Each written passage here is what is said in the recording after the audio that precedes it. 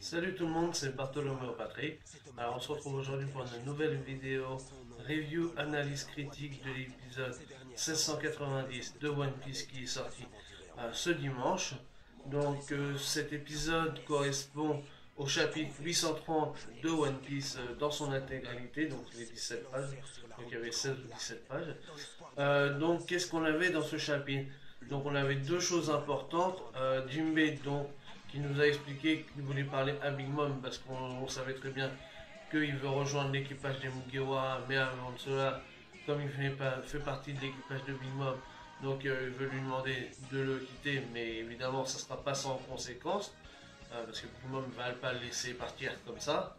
Et après, on a une deuxième situation, une deuxième partie vraiment plus importante avec par rapport aux Mugiwara et leur périple pour arriver justement à Whole Cake Island.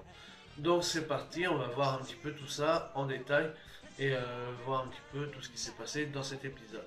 Donc c'est parti pour cette review analyse critique de l'épisode 790 de One Piece. Donc dans cette première grande partie, on a Jinbei, donc on arrive au moment où, juste après que Big Mom eut ses crocs en bouche justement par Jinbei. Bon, il y a dans la ville de Sweet City, donc qui est la capitale de Whole Cake Island, hein, il y a des hommes qui arrivent pour évacuer le corps de Moscato Sama, qui a été tué par sa propre mère, hein, donc c'est le fils de Big Mom, parce qu'il a eu peur et tout ça, donc on avait vu ça dans l'épisode précédent. Et donc pendant que Moscato Sama est évacué, il y a des enfants qui sont là aussi, qui sont en train de le pleurer. Et justement, il y a un des gamins qui demande à donc Mont Blanc Sama, donc qui est le frère de Moscato, s'il va arriver la même chose à Jinbei. C'est ce à quoi Moscato lui répond, bah écoute, vu qu'avec Bimom on sait pas, et puis surtout si elle est en colère, c'est un peu compliqué, donc ça pourrait lui arriver aussi, donc voilà. Donc justement par rapport à Jinbei, qu'est-ce qu'on a? Donc on a Jinbei qui part avec Big Mom pour aller à l'intérieur du château. Et justement, Big Mom, elle a bien compris que Jinbei voulait quitter son équipage. Donc on a d'abord un petit flashback justement par rapport à Jinbei sur ce qui s'est passé avant, quand il était encore sur l'île des hommes poissons, enfin dans une galerie annexe de l'île des hommes poissons, avec tous les pirates du soleil. Et justement avec Aladdin qui est son second, et donc des anciens pirates du soleil.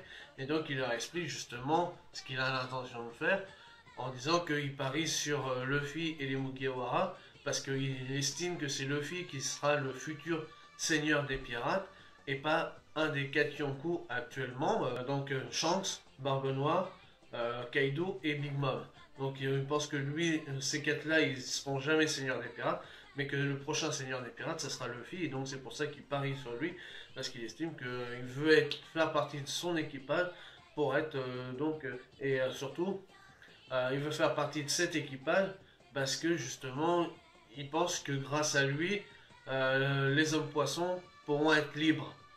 Donc il explique Jinbei à ses hommes poissons qu'il parie sur Luffy parce que justement, grâce à Luffy, quand il vient de devenir seigneur des pirates, ça permettra aux hommes poissons d'être libres et justement de sauver l'île tout entière et le palais Ryugu, parce que pour l'instant ils sont encore sous le joug de Big Mom, mais justement en plus à ce moment, quand Luffy était sur l'île des hommes poissons, justement il avait provoqué en duel Big Mom en lui disant t'es tellement dangereuse que je vais te botter les fesses et l'île des hommes poissons ça sera mon territoire. Donc par rapport à tout ça aussi, ce qui fait que justement le Jinbei il leur demande en fait aux hommes poissons, je suis désolé, il leur demande leur accord en fait.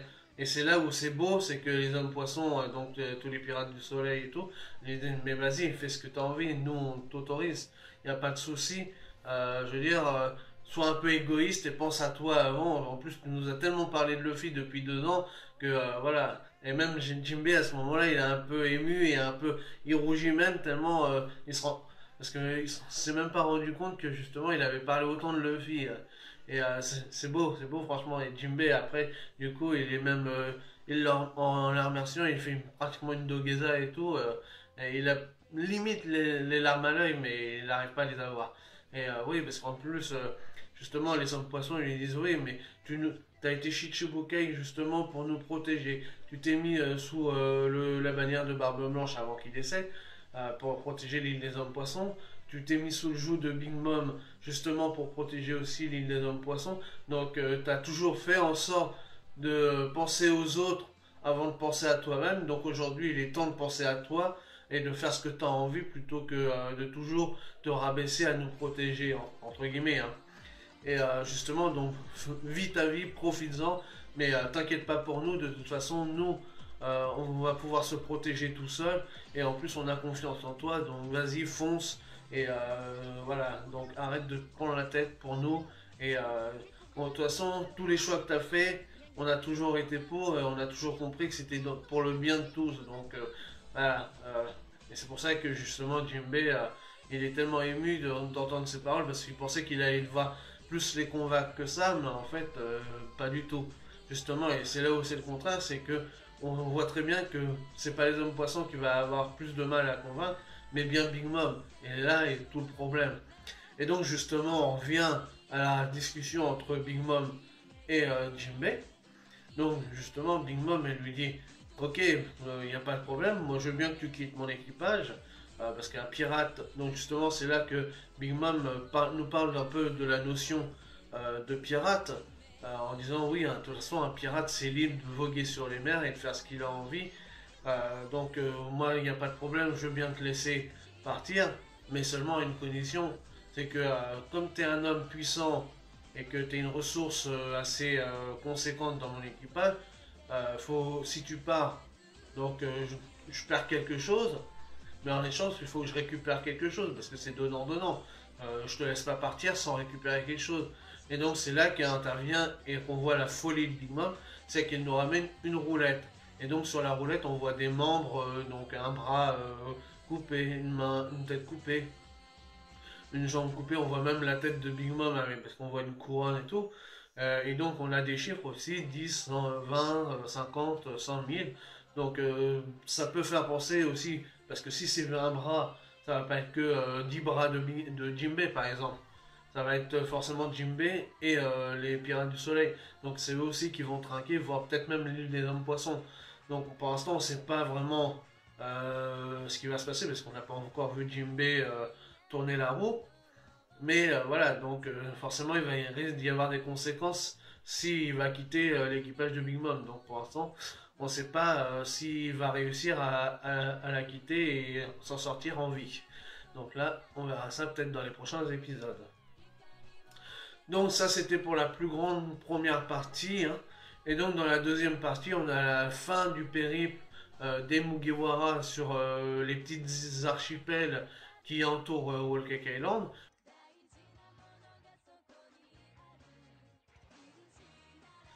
Donc ils arrivent sur une île, enfin c'est pas une île. Donc on a les Mugiwara qui continuent leur périple. Et donc ils arrivent en plein milieu d'une mer. En fait c'est une mer qui est tellement le soir, qui est tellement dure. Parce que c'est du Miyuzame, hein, si je me souviens bien. Donc c'est un truc assez dur quand il fait plus froid. Et en journée quand il fait chaud, bah, du coup ça se retransforme en eau hein, normale quoi. Donc justement, et comme là, c'est une île c'est de l'eau qui est sucrée, parce que même on voit Chopper tout le temps en train de lécher, parce que lui, dès qu'il y a de la sucrerie, il est aux anges, il est en train de péter un plomb. J'ai chaud, hein, il fait très chaud en ce moment. Enfin bref. Et donc du coup, on voit qu'ils sont en train, avec des torches pour justement brûler, essayer de réchauffer au maximum l'eau, parce qu'elle a durci, pour pouvoir avancer, parce que le Sony du coup il est bloqué. Et donc ils étaient attaqués par des fourmis, toute une armée de fourmis qui était tout autour d'eux. Donc on a vu Brook nous explique que c'est grâce à lui que pour l'instant ils sont endormis, mais qu'il les a juste endormis. Et donc qu'il faut se dépêcher quand même, parce que tôt ou tard elles vont se réveiller et donc elles vont les réattaquer. Et c'est à ce moment-là aussi que, donc pendant qu'ils sont en train d'essayer d'avancer, on a un super speech de Pedro qui nous en apprend un peu plus sur son passé, parce que justement, on avait bien compris qu'il était déjà venu sur Whole Cake Island, mais on ne savait pas trop encore ce qui s'était passé et tout. Et donc là, justement, il explique qu'en fait, il était il accompagnait Pecoms parce que lui, il se pensait plus, il se considérait plus comme un explorateur. Et malgré ça, il a quand même reçu une prime par le gouvernement mondial. Et justement, il voulait en fait aller sur le territoire de Big Mom parce qu'il voulait aller chercher le rôle poneglyphe qu'elle possédait pour aller les donner à Nekomamushi et Inuarashi. Ils sont ses maîtres, hein, justement, parce que comme en plus il explique que il leur fait confiance au Mugiwara, parce que justement il est en train d'expliquer qu'il avait eu vent que justement Neko et Inuarashi leur avaient montré justement le road poneglyph qu'ils avaient à l'intérieur de l'éléphant sur l'île de Zo, hein, qui était caché et protégé par Raizo. Et donc justement, il leur explique que hormis le clan Kuzuki qui avait l'autorisation de le voir, depuis 26 ans, personne ne l'a vu, et il y a 26 ans, c'est qui le dernier à l'avoir vu? Il explique que c'était tout simplement Goldie Roger, le futur seigneur des pirates. Et donc justement, il explique que Neko et Inu, Arashi, voient en Luffy le futur seigneur des pirates. Ce qui est génial, c'est que justement, voilà, il explique que grâce, en fait, c'est pour ça que lui, il a confiance en eux, parce que justement, comme ses maîtres ont confiance en lui pour avoir osé montrer le Road Poneglyph et l'assimiler comme étant le futur seigneur des pirates, parce que les ressemblances avec Goldie Roger sont tellement frappantes que du coup, ils ont confiance. Et donc c'est pour ça qu'il a accepté de faire ça, et justement, il explique que donc il était venu avec Pecom, c'est qu'il avait subi une défaite juste là, et qu'en plus son bateau avait été bouffé par les fourmis, qu'il n'avait pas pu aller plus loin, et qu'il avait subi une cuisante défaite. C'est pour ça que Pecom, lui, certainement était devenu membre de l'équipage de Big Mom suite à cette défaite. Parce que lui, il avait dû réussir à s'enfuir après. Mais justement, alors, il explique à Luffy qu'il voudrait prendre sa revanche, tout simplement. En fait, il lui demande l'autorisation d'aller faire la copie du Road Poneglyph. Donc il me fait tout un speech en lui disant qu'il veut reprendre sa revanche, que pendant que vous allez sauver Sanji, moi je voudrais aller faire ça parce que je suis redevable pour vous, parce que vous avez sauvé mon peuple, et comme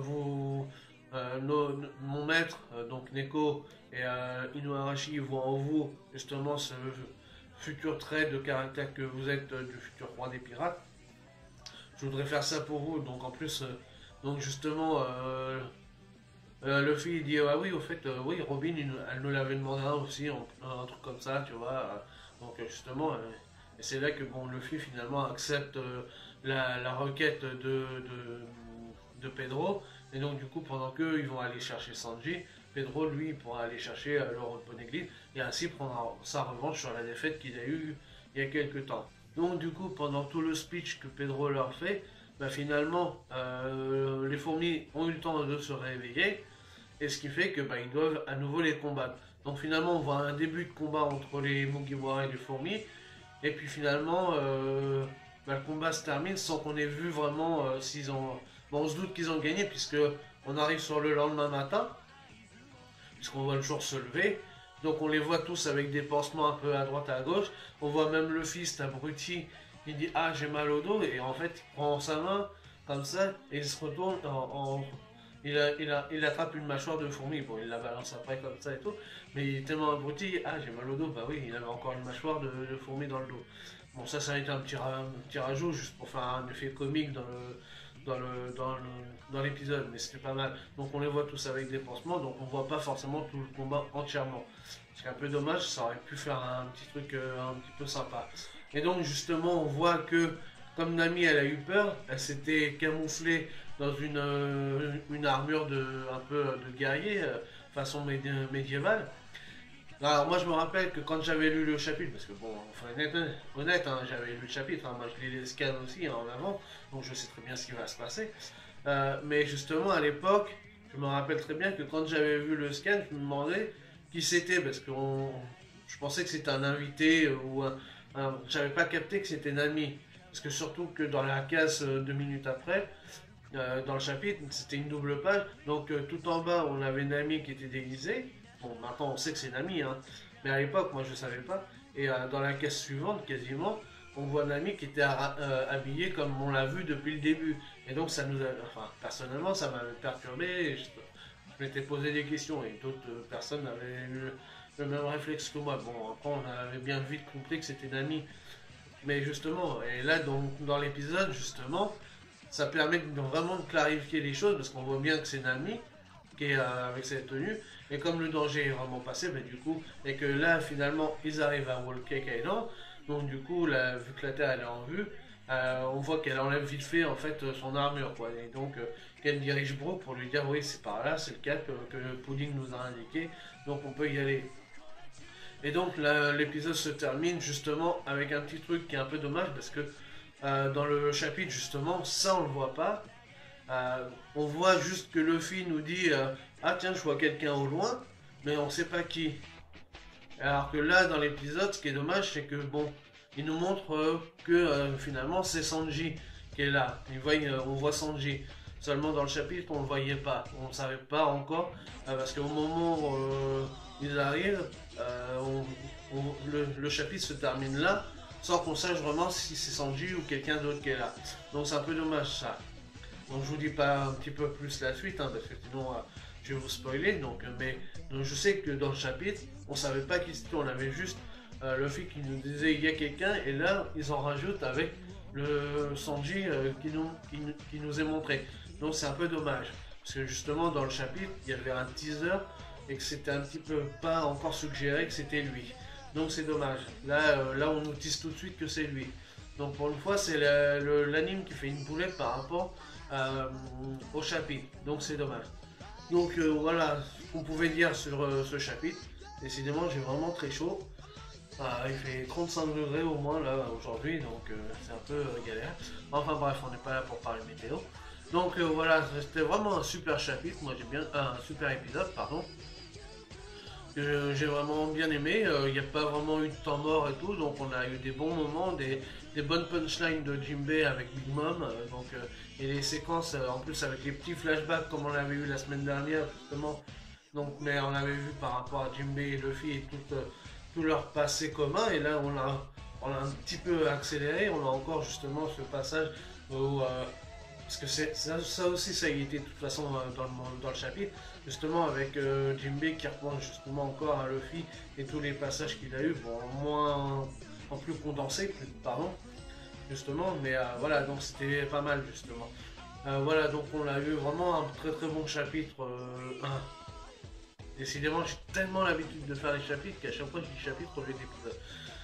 Donc ouais, on a eu un bon épisode, donc voilà, vivement la suite où donc les Mugiwara devraient accoster sur Whole Cake Island, et donc on va voir ce qui va se passer parce que on a un Luffy qui va rencontrer un deuxième Luffy, donc qu'est-ce qui va se passer justement par rapport à ça.